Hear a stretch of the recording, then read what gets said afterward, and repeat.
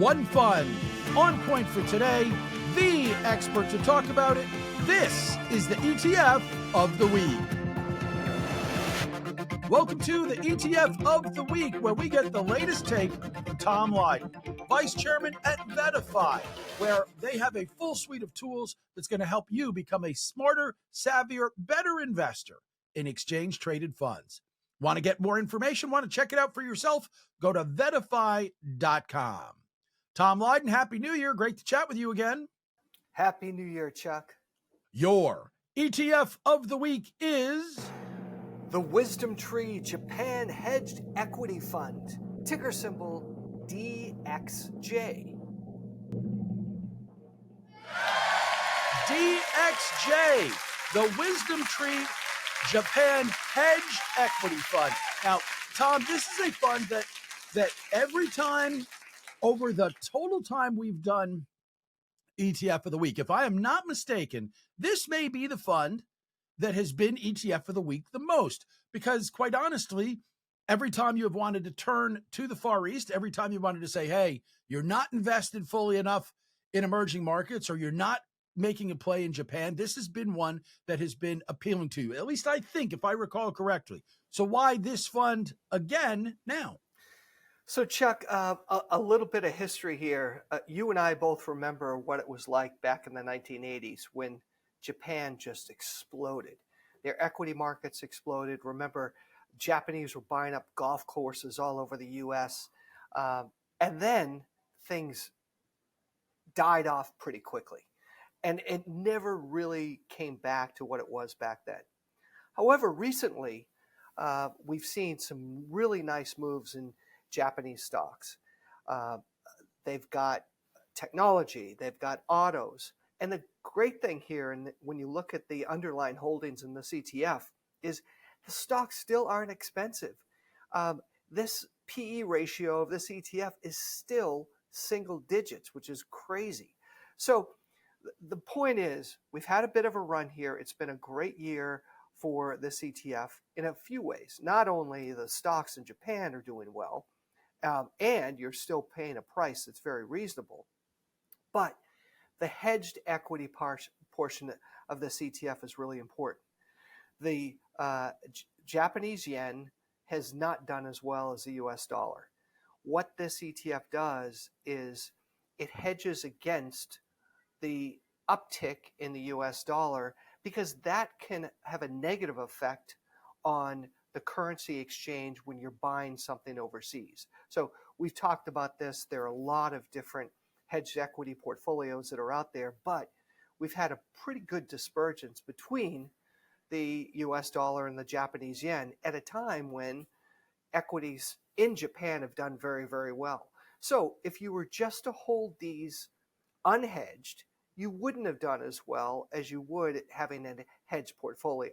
So this is something to consider, because look, currencies can be an asset class. They can make or break the performance in your portfolio.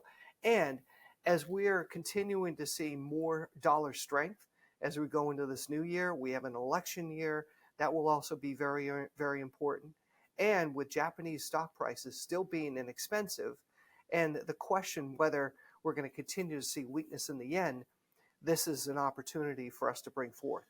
Interesting thing to me on this fund, which is there are a lot of people who, even though they'll hear you say the messaging, get fully invested internationally, make sure you're covering things. Emerging markets right now are a tough sell. I mean, the BRIC nations, we've had to take Russia out of there because Russia's not investable right now. But China, for a lot of people, is also not investable. Now, Japan is never really considered an emerging market. It's a developed market. But for folks who are looking internationally, but who maybe can't take the opportunity in emerging markets right now because they're struggling getting their head wrapped around China, is this a place where, you're going to get that extra diversification, not necessarily subbing for emerging markets, because they should be together in a portfolio, but at least if you can't go all the way to emerging markets, do this? Well, you're bringing up some great points. We do have a home country bias here in the States. It's crazy, not only with 55% of global market capitalization being outside the US, how much investors within the US have invested in US stocks. And not only that, how much they invested in the S&P 500. And that's worked pretty well in the last 10 years. But the pendulum may be swinging, Chuck. I mean, look at small caps. We've had a really good run in the last 3 months in small caps, and they're still cheap compared to large caps. Here's another area where there's been a run in the market very positively. However, from a valuation standpoint, things are still less expensive. And if you're a trend follower, boy, that's what you want to do. You want to be able to buy something that's above its trend line, and at the same time, you're not paying through the nose for expensive stocks. And it is above its 200-day moving average, which is important if you're going to be a trend follower. But again, you're most of the time you tell me it can be a trend following play. It can be a long-term allocation play, correct? It can. And, again, if you're not in a situation where you can pay attention to your portfolio on a regular basis, if you're not implementing technical analysis within your portfolio and doing trend following, just need to diversify. And when we talk about diversification, especially in developed countries, and now there's an opportunity where there's a new trend in place and you're not paying expensive prices for stocks, this is something to consider. It's a great example of what's available out there today.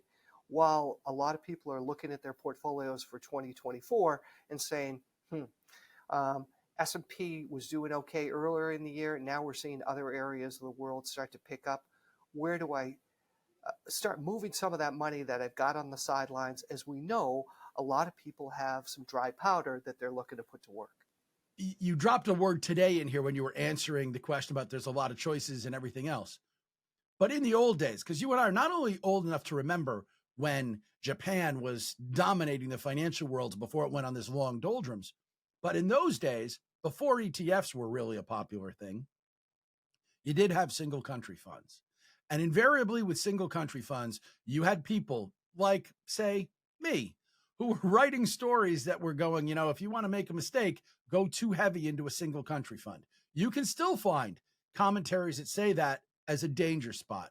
So it's really important. How much of an asset allocation are you letting something like this be? And does the fact that it's hedged equity change that? Like, because you got that hedge in place, which should maybe make things play a little bit differently, are you willing to take a little more risk in terms of what this amounts to in a portfolio? Look, single country funds can be risky because they're too concentrated. Not only are there not enough publicly traded companies in some of these country funds, but there's some dominant stocks from a capitalization standpoint. There's some single country funds out there where the top 10 stocks within that index might be 80% of the portfolio. That's where things get a little risky because you're making some big bets on a few companies. That doesn't really apply here. If you look at the weighting, it's pretty well diversified among some established companies. So that's another thing to take into account. So how much are you putting in? Look, if you don't have a big allocation in international, here's an area to buy a good part of the world inexpensively that's above its trend line. And look, Japan's not going away. Japan's economy will always have some opportunities and always have some challenges. But look, it's an opportunity to buy Japan that is a great country that puts out some great product through some excellent companies. And it's not going to be highly correlated to what you've got in the U.S. It's the DXJ, the WisdomTree, Japan Hedged Equity ETF, the ETF of the week from Tom Lydon. Tom, Happy New Year again. Great stuff. Looking forward to all we're going to do this year. Thanks, Chuck. The ETF of the week is a joint production between VettaFi and Moneylife with Chuck Jaffe. And yeah, I am Chuck Jaffe. And you can learn all about my hour-long weekday podcast by going to MoneyLifeShow.com or by searching wherever you find great podcasts like, this one. By the way, you can get a lot more information on everything you need to be a great investor in exchange-traded funds by going to VettaFi.com. They have a full suite of tools for you there, and they are on Twitter or X at Vetta_Fi. Tom Lydon, their vice chairman, my guest. He's on Twitter too, @Tom Lydon. We'll see you next week. Until then, happy investing, everybody.